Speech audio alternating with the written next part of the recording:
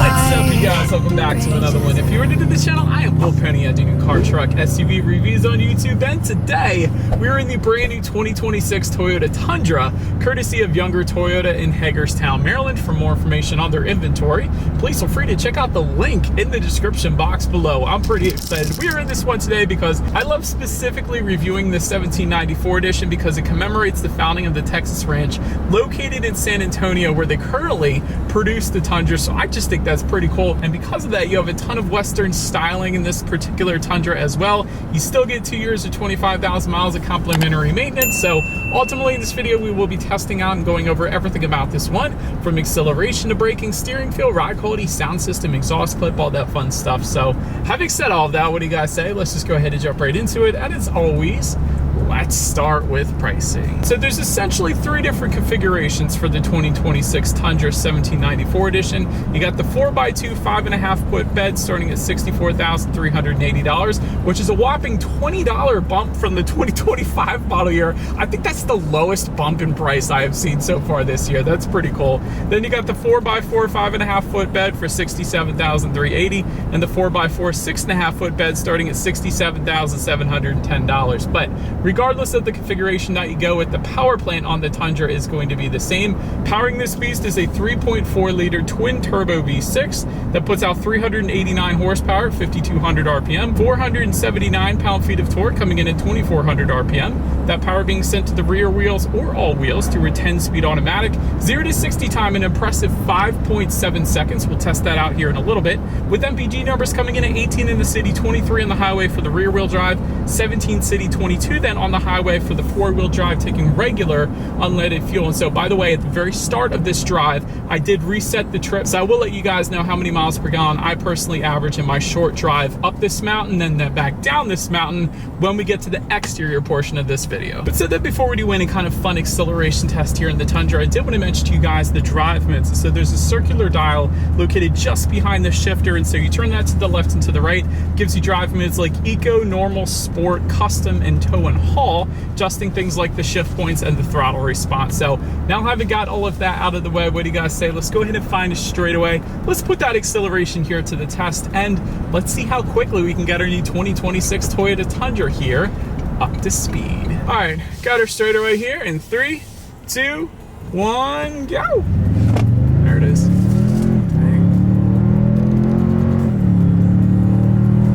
60.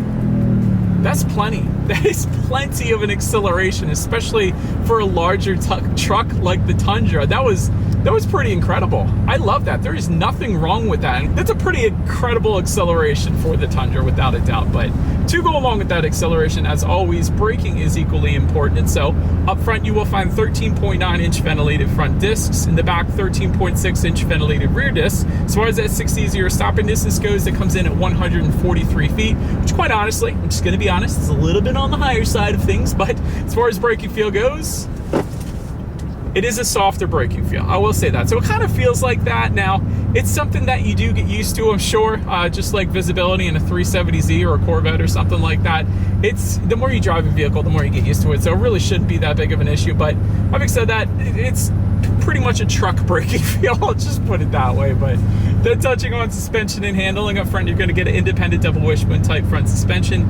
In the back, coil spring multi-link rear suspension, and there's still plenty of different optional suspension components for the Tundra as well. So you got a TRD off-road suspension that goes for $2,140, and that gives you Bilstein shocks along with a couple other things. Got a load leveling air suspension that goes for $1,045, and that gives you an adaptive variable air suspension. So that is going to give you your very best ride quality, and since it's a variable suspension, what that means is it adjusts each individual shock absorbers dependent upon the road conditions, not only giving you a smoother ride, but also tightening up that suspension during heavy cornering, giving you a better handling ride as well. Not that you would necessarily need that in a truck, but the ride quality is really what you are going to notice the most when it comes to that adaptive variable air suspension, because that is going to give you really a super smooth ride without a doubt. Then lastly, there is also a 3-inch suspension lift kit that goes for around $4,000. So if you wanted a little more road clearance, if you go off-road in this thing, that is going to be available for you as well. But overall, as far as ride quality goes, it's been perfectly fine in my short little test drive here today. So I certainly haven't had any issues there. As far as steering feel goes, it actually does adjust dependent upon the drive mode that you put it in. I just noticed that. So if you have it in that sport driving mode, it's going to be a much heavier weight to the steering. If you have it in normal, it is going to loosen up pretty substantially. So if you like a heavier steering feel, that's what you got the sport driving mode for. If you like a looser steering feel, just put it in normal or one of the other driving modes. So that is available for you as well. Then touching on cabin noise, really all I'm getting personally is the sound of this wonderful engine, which I think sounds pretty darn cool. But other than that, it has been a pretty serene cabin, except when I'm really getting on it like I am right now. So yeah, you do get the engine sound, which is a good thing in my book. And then touching our rear visibility, this is one of the coolest things. Looking out my rear view mirror, if you've ever driven a truck before, you pretty much know what that rear visibility is going to look like. However, if I were to press this, that rear window completely opens up. Hopefully you guys saw that. I'll put some B-roll if you didn't, but I absolutely love that. I love that this particular truck window completely opens up and down, because you don't always get that with trucks. So that should help with visibility a little bit as well. Touching on forward visibility, rain sensing windshield wipers do come standard on this thing. So whenever the Tundra detects any kind of mist or rainfall, it's going to automatically turn on those windshield wipers for you. So just like automatic headlights, one less thing you got to worry about there. Lastly, I'm also looking at a head-up display right now, which by the way is a $600 option, but that displays my speed limit, safety features. There's a compass as well up there, so I like that too. But that pretty much rounds out the performance segment of this review, you guys. Let's now go ahead and take a look at the exterior of our brand new 2026 Toyota Tundra. All right, so here she is, you guys, the new 2026 Toyota Tundra 1794 edition, finished in Lunar Rock. That is the color that you are currently looking at. My wife absolutely loved this color on all Toyotas, really. So therefore, I think it's pretty cool. But as always, let's go ahead and start with where the Tundra is made. Taking a look at the VIN, first character is the number 5, indicating that the Tundra is built and assembled in the US, specifically, like I said at the beginning of the video, San Antonio, Texas, of course. But starting up front, you will find a brushed aluminum grille. This is going to be the same grille as the Platinum trim level. You're going to get active grille shutters behind that front grille, meaning they are going to open and close dependent upon the engine cooling that is needed at any given time. Got some chrome Tundra lettering. Actually, I'll get up a little bit closer so I can show that to you guys. That is at the very bottom portion of that front grille, and then to the sides you guys can see we got some LED fog lights, so that is pretty cool as well. LED headlights though do come standard with LED daytime running lights. You get the automatic feature with those. You also get automatic high beams, so if you have your high beams on at night and it senses a vehicle coming in the opposite direction, it's going to automatically dim them back to low beams. Then when that vehicle is gone, it's going to automatically bounce it back up the high beams for you there. And then just underneath of the headlights, those little black cutouts, that is going to be your front air curtains, helping direct air around the wheel and tire combination. But that pretty much rounds out the front end of the Tundra. Let's now go ahead and swing around to the side. All right, so now since we are around to the side of this one, starting kind of in the front there, you do have a gloss black A-pillar. That is something that all Tundra models do, so wanted to mention that. Chrome beltline molding does come standard. Rear privacy glass also standard. Got some trim level badging found on this front fenders. You guys can see the 1794 edition badging there. Taking a look at the side mirrors, they are chrome capped, power adjustable side mirrors. They will be heated with integrated turret signals. They're auto dimming, and you got the reverse gear tilt down feature as well, so you don't run over a bicycle or skateboard or whatever. You get the point. So that's pretty cool. Then taking a look down at the wheel setup, 20-inch machine finished alloys. I think they look absolutely amazing. I've always been a fan in the machine finish look over everything else, over silver painted, over gloss black. They are just the best looking wheels in my personal opinion. And then take a look down at the running boards. Yes, they are power deployable running boards, so therefore I'll put some B-roll on the screen here. If I open up this door here, it's going to automatically power deploy down so I can easily get up into the Tundra, and then when I open the door to get out, it's going to do the exact same thing. Super convenient, and it really does help getting in and out of this one, because otherwise it would be kind of a reach. But that pretty much rounds out the side profile. Let's now go ahead and swing around to the back. All right, so now since we are around to the back of the Tundra, all the way to the top there, you got a matte black shark fin antenna found on the roof there. You do get a 1794 unique embossed tailgate, so that's something that didn't always used to be. I think a year or two ago they changed it, so you actually do get the 1794 numbering, I guess you could call it, found on the tailgate there now, so I like that. Also, forward 7-pin connectors, of course, and speaking of, when it comes to the towing capacity, that is going to be a max towing capacity of 11,050 pounds. That is for the 4x4 Crew Max 5.5-foot bed. in case you wanted the exact specs there. You're gonna get a tailgate assist step. You guys can see that. I'll try to show you guys that on the B-roll as well. That's definitely very convenient there. And then just below it all, there is a single exhaust outlet with a chrome tip, kind of tucked underneath on the driver's side back there. So having said that, I do believe you guys know what we have to do next here. As always, here is that exhaust clip.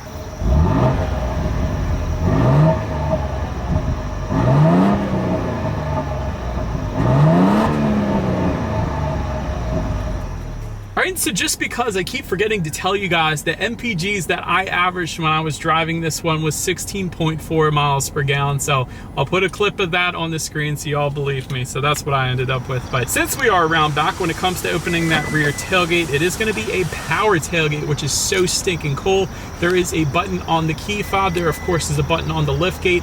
And there is a secret 007 button within the taillight as well. So I love that way. That is very nice. But when you do open it up, of course, the tailgate assist step is going to pop out for you. Makes getting in this one super easy. But anyway, since we're in the bed here, 5.5 or 6.5 foot bed, like I keep saying, max payload capacity comes in at 1,665 pounds. There's a deck rail system back there. There's 4 adjustable tie-down cleats. There's aluminum reinforced composite bed. You gotta love that. Integrated LED bed lighting. Gotta appreciate that as well. You actually get a 120 volt power outlet in the bed there as well. So definitely a lot going on back there. But now let's go ahead and make our way up to the rear seats, because this is really where it's at in the Tundra, believe it or not. It's like luxury setup back here. So 41.6 inches of rear legroom. That's almost S-Class good. That's a ton of rear legroom. For reference, I'm even 6 feet tall. This is how much space I had back there. 60/40 flip bench seats, by the way, so they do flip up if you needed extra space for a Great Dane or a Mastiff or whatever the case. There's rear under seat storage. There's rear ventilation, of course, rear USB charging ports, 120 volt power outlet. You get a rear center armrest with cup holders, of course.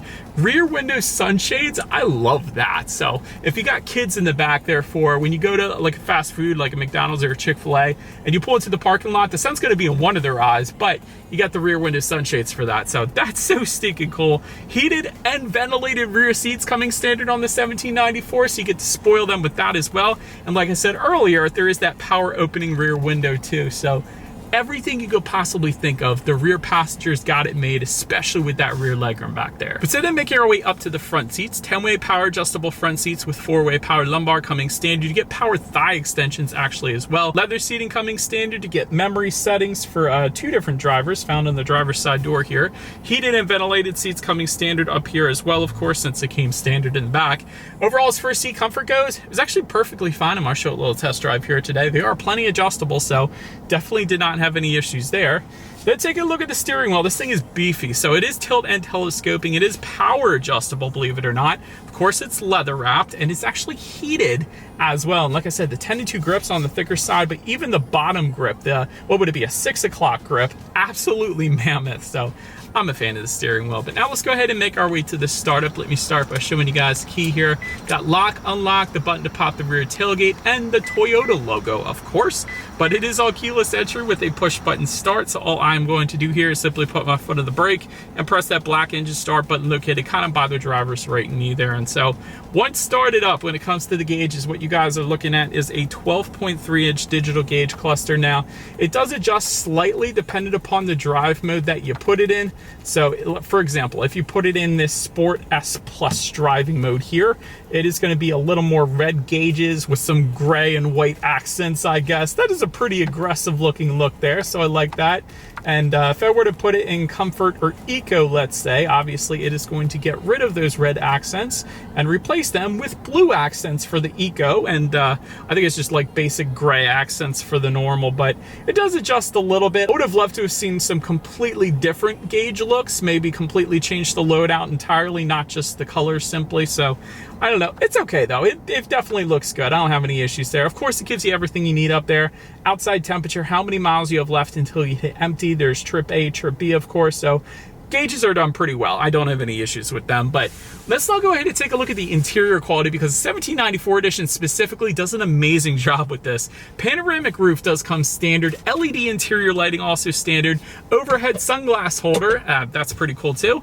Auto dimming rear view mirror with HomeLink controls for up to 3 different garage doors there. You also get American walnut wood grain interior trim. So that's one of those specific to the 1794 edition. You got the 1794 etched into that wood trim just above the passenger side glove box there as well. And of course, you got this saddle brown trim absolutely everywhere, saddle brown seats. Wireless phone charger located kind of just in front of the shifter and to the right there. You got dual zone climate control for both driver and passenger. Just behind all that, you got your dual cup holders, and then the wood finish surrounding all of that, of course. More wood finish on the center armrest here, and then within the center armrest, there's actually a ton, an absolute ton of space. You got coin holders in there, USB-A, USB-C, so ton of space within there as expected for the truck of this size. So yeah, like I said, the interior quality 100% on point. I'm not sure I would change anything.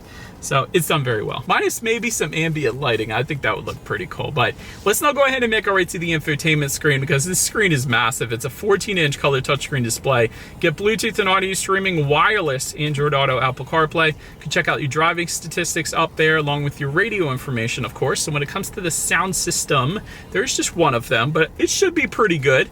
12-speaker JBL sound system coming standard. So let's go ahead and turn on the radio. Let's see what we got playing this morning, and let's test out the clarity of this one.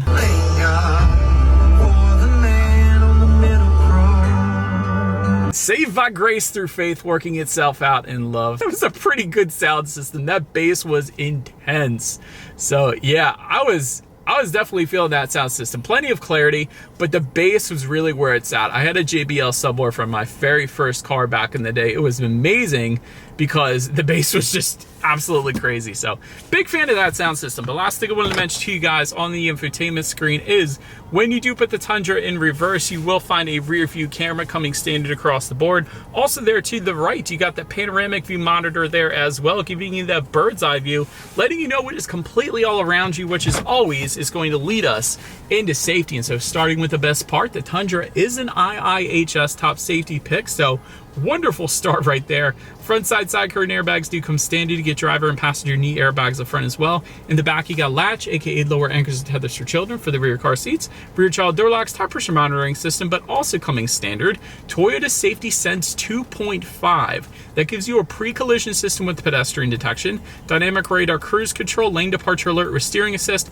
lane tracing assist, road sign assist, blind spot monitoring system with rear cross traffic alert, and front and rear parking sensors then as well. So overall, when it comes to my final thoughts, starting with the safety, since I just mentioned it, this is a very safe truck. It's not often that you find that full-size trucks like this get an IIHS top safety pick. So beautiful start right there. Also very nice tech. I think the gauges look wonderful. The infotainment screen being 14-inch screen, absolutely gigantic. I like that as well.